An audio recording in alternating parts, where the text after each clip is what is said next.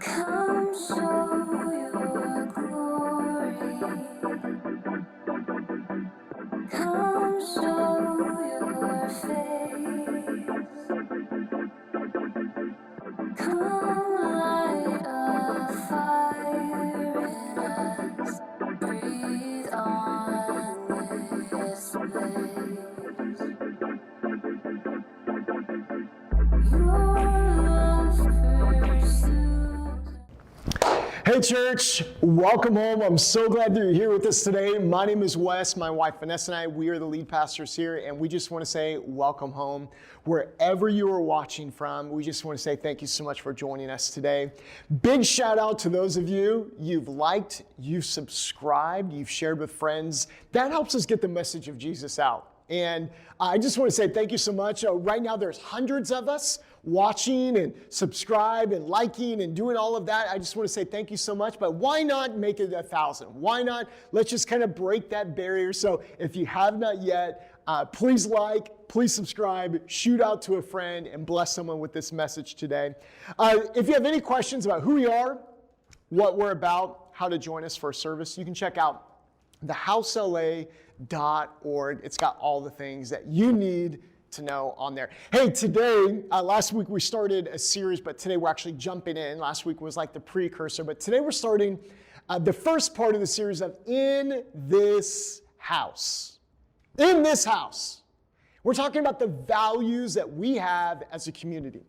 Now, every community, every home has values. Every home has sometimes rules even.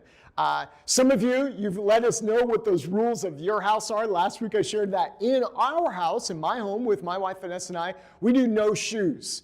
And that never used to be a rule. And then I started walking the streets of LA, and then I'm laying on the floor playing cars with my boy one day, and I go, you know what? I know where my feet were, and I don't want my face on the same ground that my feet were walking. You get what I'm saying? If you're in LA, you're like, I totally get it, right?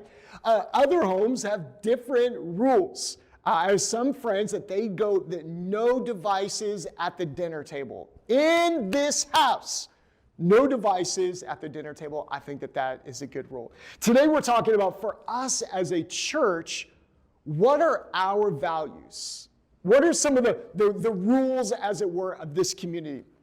Each week we jump in first into our mission. This is where we are headed as a church, and then our values are how we are getting there. Mission is like, hey, there's where we're going. If you imagine like a road trip, the mission is, that's the city, that's the destination, that's what we're after.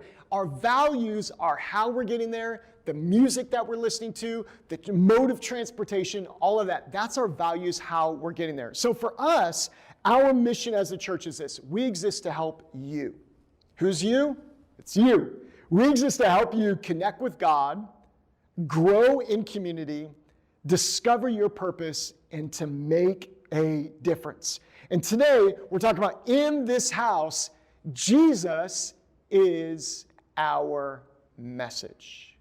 Jesus is our message. Let me ask you a question today. What is the priority in your story? What is a priority in your story? My wife and I, we got two kids. We have a 10-year-old and a 6-year-old. And sometimes they start to tell me a story, and I have no idea where it's going. And I'm trying to be a good dad. And after about a minute or two, I'm thinking, is this a story about monkey bars?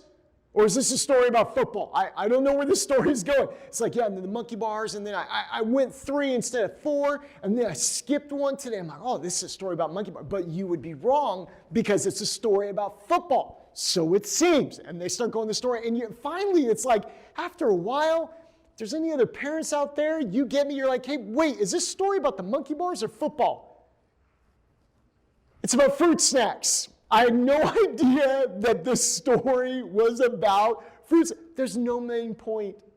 There's no beginning. There's no mid. It's just all just word salad of just every color, everything that they see and talk about. Well, for a church or community, they can sometimes feel that way too. Hey, what are you guys about? What are you guys about? What's a priority in your story? What is the thing that makes your heart beat? What is the thing that you go, hey, everything else can fall except for this? What is the priority in the story? If we could stop and rearrange, rewrite, redesign the story of your life today, what would be the priority in your story? What's the through line? What's the, hey, this is what the main line of your life. And everyone's life, by the way, it's not a straight line. It's kind of goes up here, then over here, then over here. But there's like a general theme or a baseline. What is a priority of your story? Is it about your career building? Is it about finances? Is it about your family? What is that through line that just keeps coming up over and over and over? Who is the main, another way you can say, who is the main character of your story? What is your life? What are you known for? For us as a church, we know what we want to be the priority of our story and the main character of our story. The decisions you make, the reasons why you live the way that you do, the jobs you take and the jobs that you don't take, what you say yes to and what you say no to, where you spend your time, your finances, your energy, your mental capacity, all of those things let you know where's a priority in your story. And we have a priority in our story here at the church. The baseline of our church, the thing that we will always go back to, the thing that we go, everything else, if everything else falls, we are not okay if this one piece falls, because this is the priority of our story. I would argue, and I believe that the Bible and human history would agree that Jesus' life is the most significant moment in the history of humanity. He's the pinnacle of all eternity. Genesis 1:26, when God creates man, he says this, let us make man in our own image and according to our own likeness. And then John, writer of the Gospel of John, chapter number 1, records this. He says, in the beginning, the Word already existed. Word was with God, and the Word was God. He existed in the beginning with God. God created everything through him, and nothing was created except through him. So when we talk about Genesis 1, that in the beginning, God says, hey, let us make man in our own image according to our own likeness. That's Jesus there in the beginning as a part, because John tells us later, nothing existed except through him. And he says the Word gave life to everything that was created, and his life brought light to everyone. The light shines in the darkness. Darkness can never extinguish it. He shows up, Jesus shows up, and he leads his people out of Egypt as a rock. And 1 Corinthians 10:4 tells us, when he says that they drank from the spiritual rock that traveled with them, and that rock was Christ. He shows up to Gideon, one of the judges, in Judges chapter number 6, to help deliver the people of Israel from the Midianites. He's in the midst of the fiery furnace of Shadrach, Meshach, and Abednego, when they say, hey, I thought we threw 3 men in the fire, but there's a fourth, and he looks like the Son of Man. Jesus splits time between BC and AD. The fulfillment of over 300 Old Testament promises or covenants. Some say as many as 456. Or one theologian said over 500 promises were fulfilled in and through the life of Jesus. And then an explosion of light and sound. The angels and the demons the angels are shining bright. The demons are quaking at his birth. And he enters into the creation that he has created. We see this in the Gospels of Matthew and Luke as they record the birth of Jesus.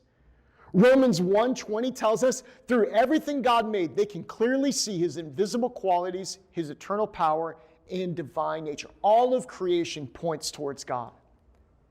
Ephesians 5:27 tells us that Jesus, that he will come back for a bride or a church that is without spot or wrinkle. One author by the name of Philip Yancey, he describes his coming to Jesus moment, Jesus as the center theme of his life. And he said, I saw Jesus in art, I saw him in beauty, I saw him in creation, and I saw him in love. The same way that Romans tells us all creation points towards heaven, Philip Yancey goes, I saw him and I followed him. There are lots of stories worth being told. There's so many great stories out there. I love a good story. My wife and I, we love good documentaries. If you have one, shoot it to me at welcome@thehousela.org. I'll watch it and I'll let you know how it was. I love just great stories, and I think that there are so many worthy stories that are worth being told.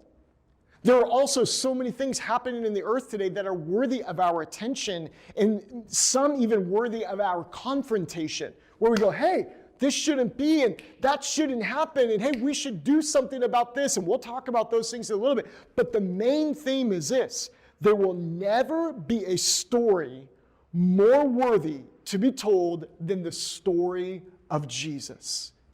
All other stories, all other documentaries, all other headlines pale in comparison to the story of Jesus. As people in this church, and we just say, hey, in this house, we have decided that Jesus is our story. The main theme of the story of this church will not be how you vote. The main theme of the story of this church will not be whether you eat meat or you're a vegetarian or you're a vegan or you're a Paris vegan, wherever you're at. The main story of our church will not be your weight, your height, your skin color, your background. The main story of our church will be Jesus, His glory, His beauty, His death, burial, and resurrection, and how He is making new life in you. We have already made a decision as a church. We've already made a decision that there are so many great stories that are worth being told. But the priority in our story is the story of Jesus. There are many stories worthy of our attention, but there's only one story that's worthy of our affection and our devotion. And that is the story of Jesus. Because Jesus is our message, we want to walk with Jesus. We want to talk with Jesus. We unapologetically point people to Jesus, not our brands, not our own social media, not our songs or our stuff or our leadership. No, we unapologetically point people to Jesus because He's a central theme in our story. The methods, they come and go. How we reach people and how we tell the story of Jesus and even how we communicate here, all of these mediums, they come and go, but the message of Jesus and the person of Jesus, that is one thing that we go, Jesus He's the priority in our story. There's lots of conversations that are worthy to be had, but the main one that we will always have first is the story of Jesus. We'll have teachings in this church on finance. We'll have teaching in this church on marriage, relationships. We have some of those coming up. We have teachings in this church on how to be a better parent. But the one story that we are not willing to part with is a story in the message of Jesus. In this house, Jesus is our message. Let me pray for you. Jesus, thank you so much for all of my friends today. I'm praying, God, that you're going to help them. I'm praying for anyone that may be not yet on the journey of following Jesus. I'm praying that they would hear your call today in Jesus' name. Amen. Hey friends, wherever you're at, we would love to see you here on a Sunday morning here at the church. We'll throw up the address and information for you on the bottom of the screen. You can always check out our website, thehousela.org, and you can learn more about who we are, watch other messages. You can give. By the way, thank you to those of you who you give, you participate with us in generosity. You can do that at thehousela.org/give. We can't do all of this, getting the message of Jesus out to others without your partnership. It doesn't work without that. So I just want to say thank you so much for partnering with us. Many people, not only here in California, but all over the states and even in the world, have partnered with us. And so I just want to say thank you so much. It encourages me. It encourages our team. And I'm praying God's blessing over your life. Can't wait to see you back next week as we continue this discussion of In This House.